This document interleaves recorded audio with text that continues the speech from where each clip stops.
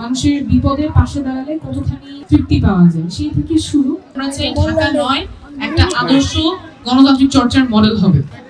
অনেক ধন্যবাদ বর্ণালী welfare society এবং যারা এতক্ষণ ধরে অপেক্ষা করছে। আমরা 7 নম্বরেই আরেকটা উঠান বৈঠকে ছিলাম, ওখানেও আপনারা যেমন এত উৎসাহের সাথে এবং এত স্বতঃস্ফূর্ততার সাথে উঠান বৈঠকে অংশগ্রহণ করেছেন, ওখানেও অনেকে ছিলেন, যে কারণে আমাদের আসতে একটু দেরি হয়েছে।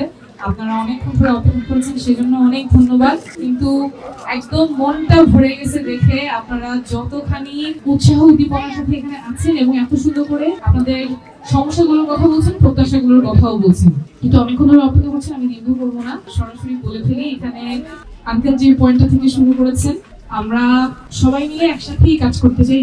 যেই প্রার্থীরাই আছেন আপনারা সাথে থেকে ইনশাল্লাহ জিতবো।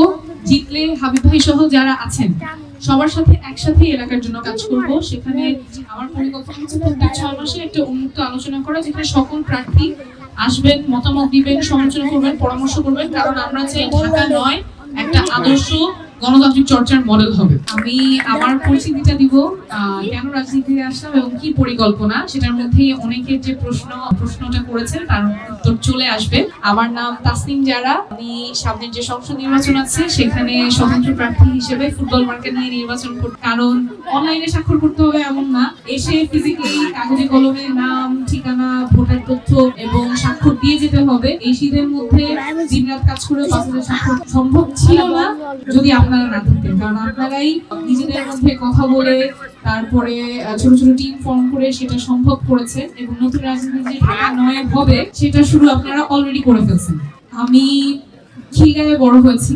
আমার দাদা জিপিওতে কাজ করতেন, খিলগাঁয়ে বাড়ি করেছিলেন, ওখানেই বড় হওয়া। বিকারনেসায় পড়েছি, তারপরে ঢাকা মেডিকেল কলেজ থেকে মেডিকেলে পড়াশোনা করেছি। আমি যখন 2য় বর্ষ ছিলাম তখনই আমাদের রানা প্লাজার ধসটা হয়। ওই দিনটার কথা একদম খুব স্পষ্ট মনে আছে, কারণ আমাদের মেডিকেলের এমার্জেন্সি বিভাগে একেবারেই পা ফেলার জায়গা ছিল না।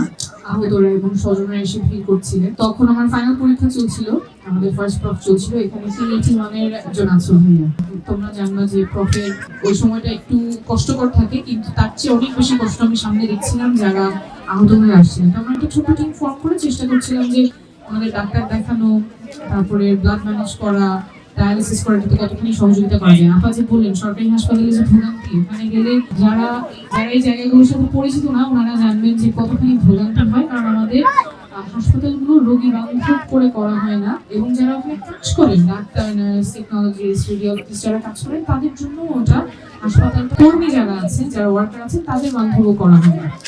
তো যাই হোক, ওই সময় আসলে প্রথম গভীরভাবে অনুভব করি যে মানুষের বিপদে পাশে দাঁড়ালে কতখানি তৃপ্তি পাওয়া যায় সেই থেকে শুরু। এরপর থেকে চেষ্টা করেছি আমার জায়গা থেকে যেভাবে যতখানি সম্ভব সাহায্য করার।